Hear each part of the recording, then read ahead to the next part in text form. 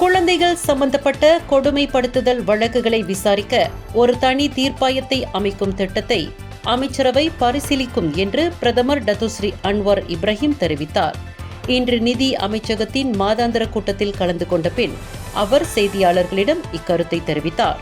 இதனிடையே மாணவர்கள் மற்றும் குழந்தைகள் சம்பந்தப்பட்ட பகடிவதை குற்றங்களுக்கு தற்போது எந்தவொரு சட்ட விதியின் கீழும் குறிப்பிட்ட வரையறை அல்லது தெளிவான தண்டனை இல்லை என்றும் இந்த வழக்குகளை விசாரிக்கும் தீர்ப்பாயத்தை உருவாக்குவதன் அவசியத்தை வலியுறுத்தியும் நேற்று பிரதமர் துறை அமைச்சர் டத்தோஸ்ரீ அசலினா ஓத்மான் சைட் பரிந்துரை செய்திருந்தார். பகடிவதை என்ற வார்த்தை தண்டனை சட்டத்தில் குறிப்பாக குறிப்பிடப்படவில்லை. ஆனால் தண்டனை சட்டத்தின் பிரிவுகள் 507B முதல் 507G வரை திருத்தப்பட்டு அறிமுகப்படுத்தப்பட்டதில் நான் மிகவும் நிம்மதி அடைகின்றேன் என்றார் அவர்.